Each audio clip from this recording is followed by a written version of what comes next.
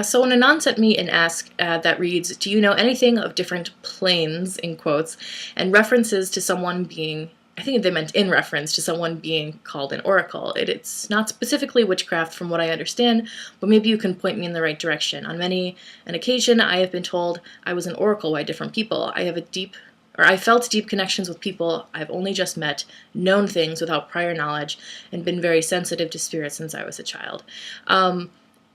The word specifically oracle is not one that I use because I believe that it does sort of have a historical significance within different cultures, and I think that there's obviously some tenuous argument over the use of the word, especially when you're talking about women within history and perhaps things that were done to them for the sake of religion that was not so awesome.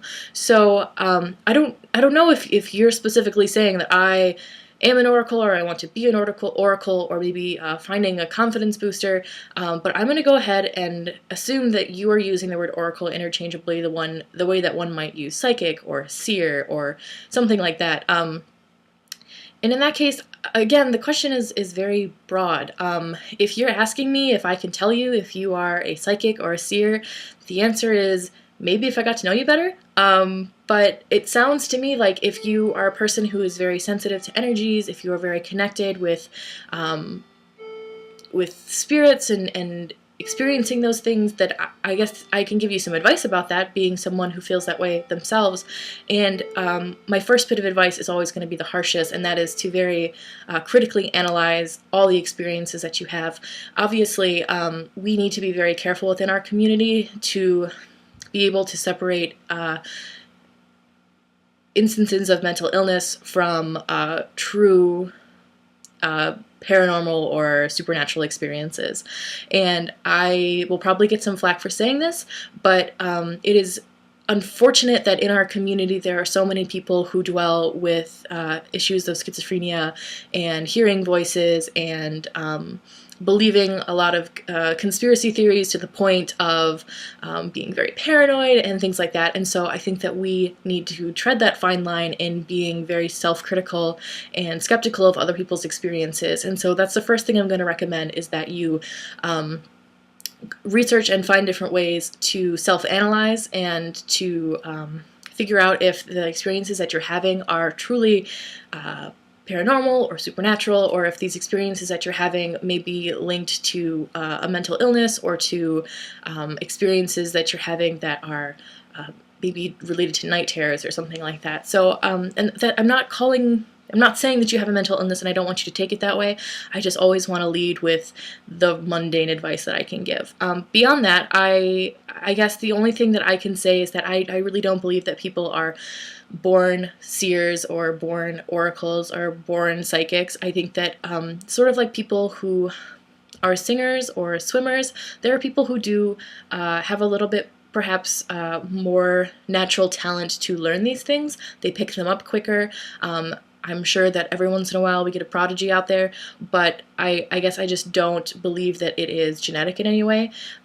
If other people have told you, I'm very curious to know, like, under what circumstances, because it is sort of common in our community for people to bolster other people's confidence by saying, like, and you're an oracle, and you're a prophet, or you're a psychic, or whatever. And again, it's just a matter of being very self-aware and criticizing and critiquing every situation that we can, so that we can get back the correct data, if that makes sense.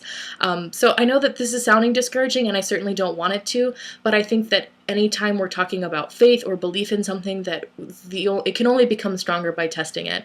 So beyond that, if you have come to the conclusion that you are a psychic or whatever, I would say that the name isn't terribly important, and that what is important is how you are working on those abilities, how you are furthering those abilities, and if you're going to go ahead and go down that path, because it seems like you are pretty confident in that you just want someone maybe who you trust or respect to give you the okay, yeah, you're an oracle, go for it.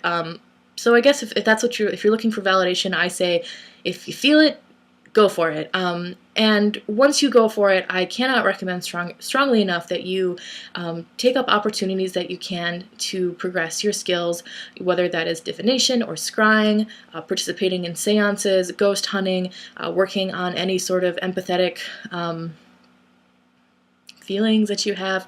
And just a note on empathy, I'm very skeptical of the idea of empaths, not of their existence, but of the extent to what we need to label things. I think that all people are empathetic, all people feel other people's pain, all people identify with other people's struggles and their happiness. And so I try not to talk about empaths too much because I am pretty much assured that 99% of people are not empaths in the sense that they have extra sensory abilities to feel other people's pain. But that's neither here nor there.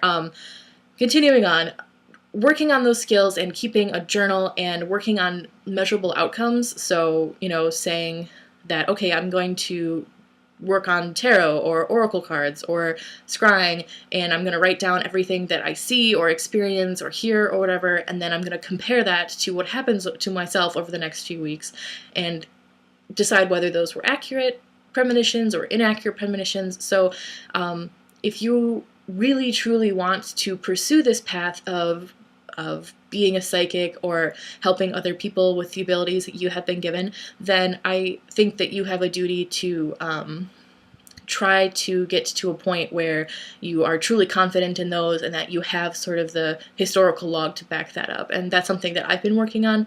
When I do tarot, I journal. When I do readings for other people, I save them. I often will ask people for feedback. When I go ghost hunting, I never go alone, obviously because it's not safe, but also because I like having other people to bounce my crazy thoughts off of, and that's really helpful. So TLDR, I cannot validate or invalidate the title that you want to choose because I am not the title bearer. I cannot grant you that title. If you would like to take it, certainly that is your business, but my concern more is about how you are progressing those skills and how you were learning to control those skills or amplify those skills. So that's what I have to say about that.